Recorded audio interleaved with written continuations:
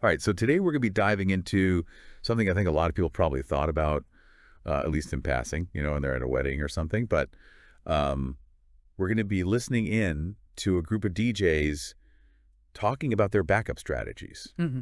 specifically for like the wedding ceremony itself. Oh, that's a good one. I mean, I think everybody's been to a wedding at some point or another and probably seen something go wrong, or at least, been afraid that something might go wrong. So Right. this will be interesting. Yeah, so the sources we have for this are pretty straightforward. We have like a quick little blurb that mentions Buddy Mueller is the host of this roundtable discussion. Okay. And then we have the full audio recording of the roundtable itself. Perfect. So I think our mission here is really just to kind of like extract the core wisdom of how these guys think about, preparing for that possibility that something could go wrong with their equipment at a really critical moment. Yeah, that makes sense. I mean, these are professionals. This is their job, they've got to be thinking about this stuff, and they've probably got some good systems in place.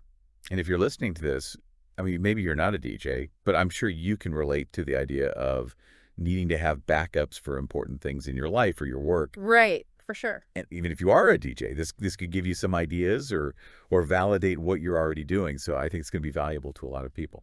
Yeah, I'm excited to dive in. All right, so the core question we're really trying to answer here is like, what specific backup equipment do these DJs consider essential for the wedding ceremony itself? Mm, And then, maybe even more important than that is like, what's the reasoning behind those choices? right, because I'm sure there's probably a bunch of different ways to approach this, right? Exactly. And, Yeah. and as we'll hear, I mean, there's a pretty big spectrum of approaches from guys that are kind of comfortable with a more minimalist setup to guys that are prepared for like almost anything you can imagine. I can already see how this could get really interesting. Yeah. So right away, we hear pretty stark contrast in just the philosophies here. Okay. So one of the DJs, his name's Hunter, he's very upfront about it. He says straight up, I don't bring any backup gear for ceremonies.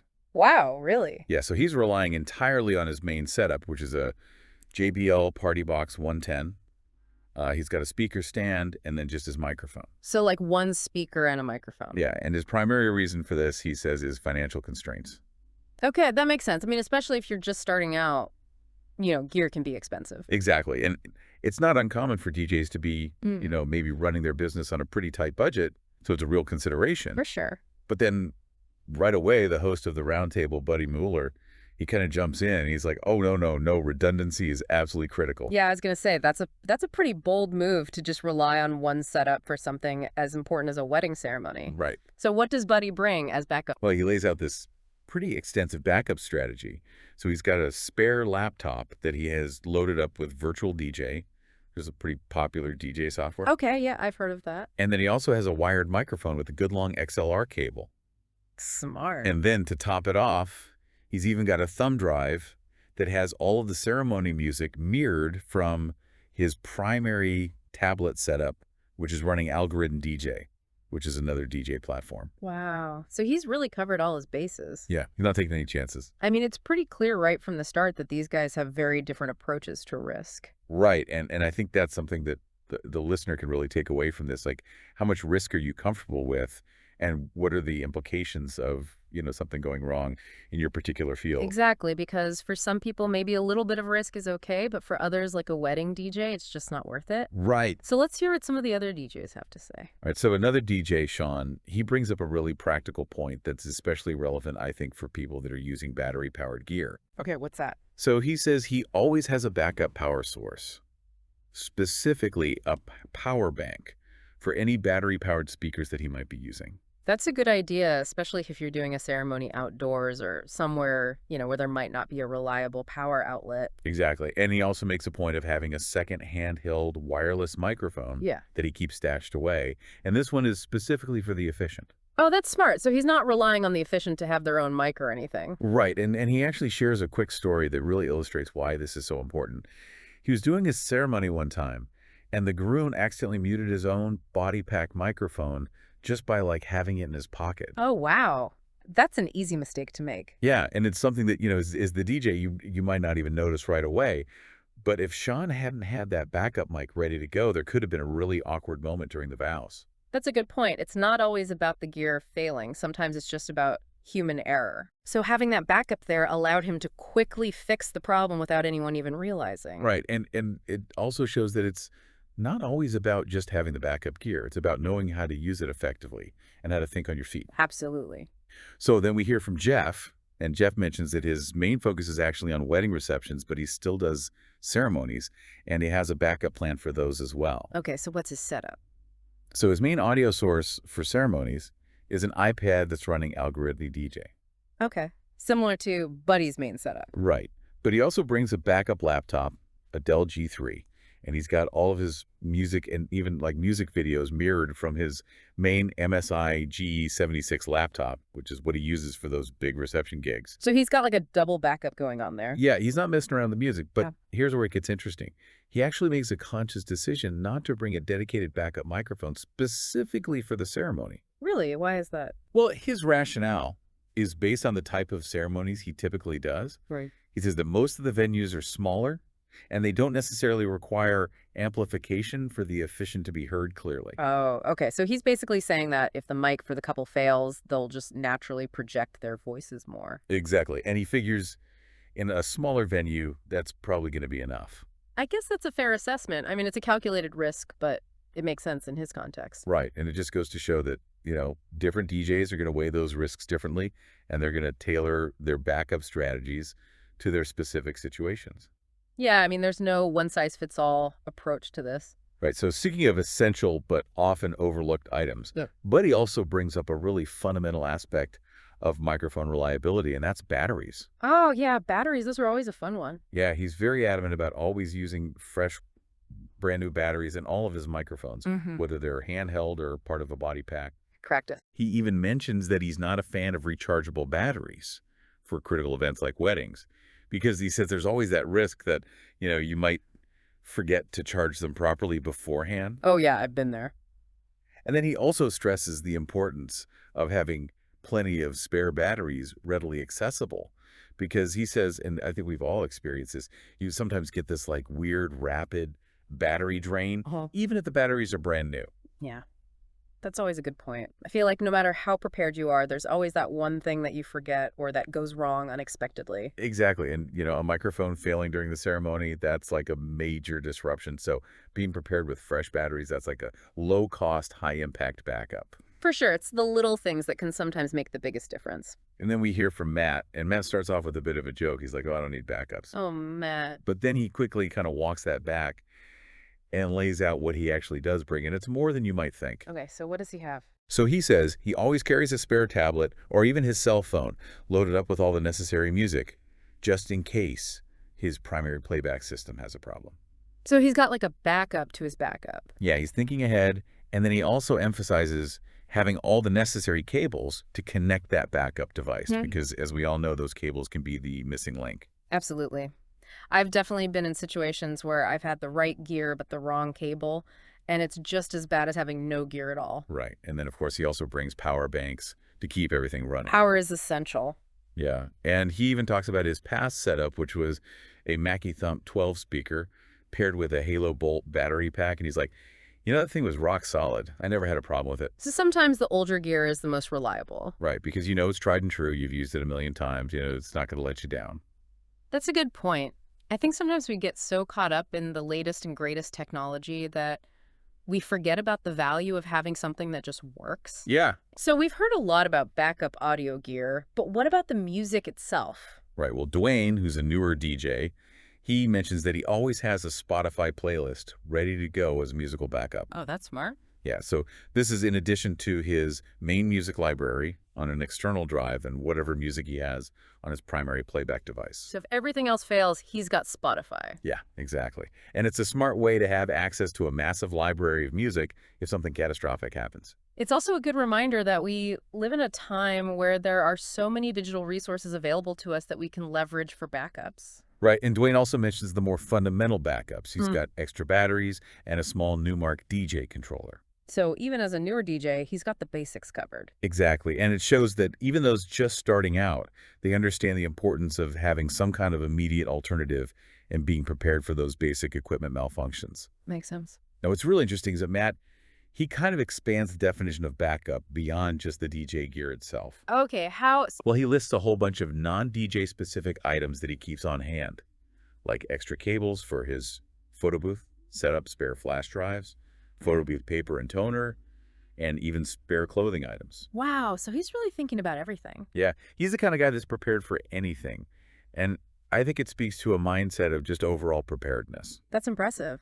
It's not just about the music, it's about the entire client experience. Right, and I think that's something that a lot of professionals can learn from. It's about being that reliable vendor that can handle any situation. Absolutely. And then we hear from Nathan, who's super excited about a new DJ controller that he's got on order. Oh, new gear. Yeah, but even with all the excitement about the new tech, he still emphasizes the importance of those foundational backup items. So what does he always have with him?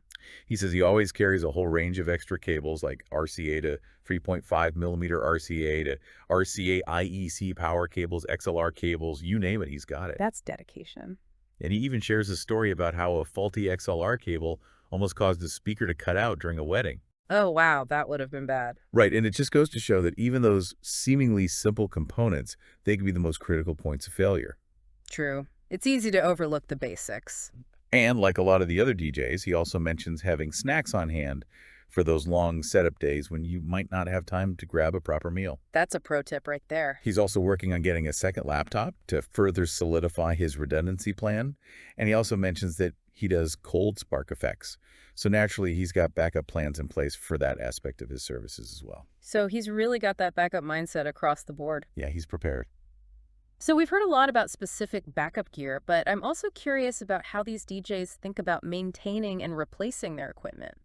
Yeah, well, Buddy the host, he actually brings that up. Mm. He asks the group how often they typically replace their gear. Okay. And he mentions that he personally tends to replace items that are showing any kind of cosmetic wear within about 5 years just to maintain that professional image. Makes sense. You don't want to show up with gear that looks beat up.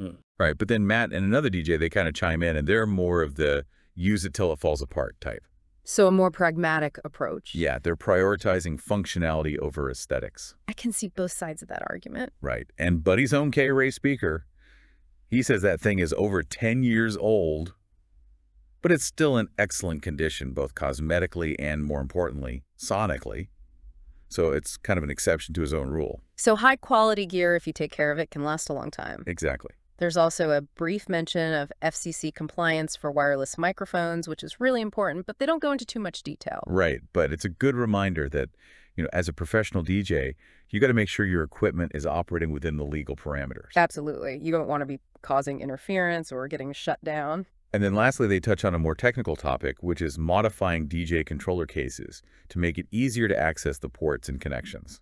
Oh, interesting. So like drilling holes in the case. Yeah, and there are different opinions on this. Some of the DJs, they prefer to keep the case intact and just run the cables over the top because they figure that way they're not creating any new points of failure. Yeah, I can see that logic. But then there's another DJ.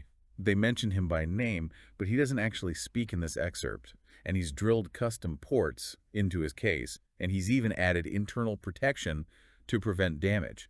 So it's a trade-off between convenience and potential risk. Right, and I think it just highlights that there are always going to be these little decisions that you have to make as a professional about how much you're willing to modify your gear. That's a good point. So as we wrap up this initial look into this DJ Roundtable, I think it's clear that there's a lot of diversity in how these guys approach backup strategies. Yeah, no kidding. We've heard everything from bare bones to super prepared. Right, and it's all shaped by their experiences, their financial situations, their comfort levels with risk. And I think that's a good takeaway for the listener, too. Like, there's no one right way to do this. It's about finding what works for you in your situation. Exactly, and as you continue listening to the rest of this roundtable, keep that in mind. What level of redundancy would you feel comfortable with in your own work or your life? Right, because we can all learn from these professionals and their approach to preparing for the unexpected. Welcome back to the deep dive. All right, so we've listened to these DJs talk about their backup gear for wedding ceremonies, and wow, there was a lot to unpack. There's a lot to unpack, wasn't there? I mean, we had guys bringing spare clothes and photo booth paper. It was intense. Right. It was a real spectrum from like Hunter's, one speaker and a hope and a prayer to Buddy, who's like got the whole mobile DJ store in his van. Yeah, exactly. Yeah. But despite all those differences, they did seem to be unified on why they were doing all this. Yeah, that's true. There were some core motivations that kind of ran through all of their stories, right? Right. So number one, obviously, is to prevent any kind of major disruption to the wedding ceremony. I mean, that's the big one, right? You don't want the music cutting out during the vows or the microphone dying when the officiant is speaking. Right. No one wants to be that DJ. Exactly. And then also, maintaining a professional image in front of the clients and the venue staff. Right. Because if you look unprepared, Yeah. that can really damage your reputation. Yeah, word of mouth is huge in the wedding industry. And then lastly, just acknowledging that technology and live events are unpredictable. Right, like things happen, cables break, batteries die. Sometimes it's just a fluke. And you got to be ready for it. So let's talk about some of those specific examples that really stood out. Okay, so first up, Hunter. Mm. I mean, his approach was definitely memorable. Yeah, one speaker and a microphone that takes guts. Right. But it also highlights that financial reality for a lot of professionals starting out. Sometimes you just have to work with what you've got. And then on the other end of the spectrum, there's Buddy with his wired microphone and that super long XLR cable. Right, like the ultimate backup plan. It might not be pretty, but it'll get the job done. And then Sean with his backup microphone, statched with the efficient. That was smart. Yeah, thinking ahead, anticipating problems. And Jeff, his decision to not bring a backup microphone for smaller ceremonies. That was interesting. Right. It shows that, you don't always need to have a backup for everything. It's about assessing the risk and making a judgment call. And then Matt with all of his non-DJ backup items. I mean, who brings spare clothes to a wedding? Only the most prepared DJ in the world. Right. But it shows that level of commitment to making sure everything runs smoothly. It's about more than just the music. It's about being a problem solver. And then Dwayne with his Spotify playlist backup. That was a good modern solution. Yeah, leveraging technology. And then Nathan, even though he's got all this fancy new gear coming in, he still knows the importance of those basic backup cables. Right. The fundamentals never go out of style. So this deep dive has really gotten me thinking about some bigger questions. Like what? Well, for one, they didn't really talk about insurance. And I'm wondering how that plays into all of this. Yeah, if something does go wrong, are these DJs covered? Right. That's a good point because insurance can be a big part of risk management for any professional. And then I'm also curious about what the most common points of failure are in DJ equipment. What are those things that are most likely to break or malfunction? Yeah, understanding those weak points could help anyone build a better backup plan. And then as technology keeps evolving, I wonder how these backup strategies are going to change.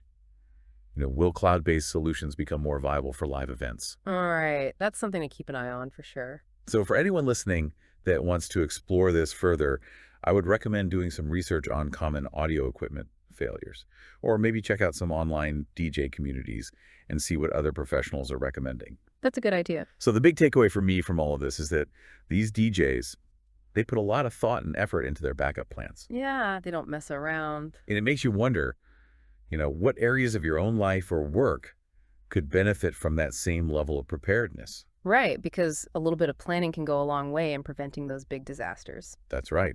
And who knows, maybe you'll even be able to help someone out if they're not as prepared as you are. Now that's a pro move. Thanks for joining us on The Deep Dive. See you next time.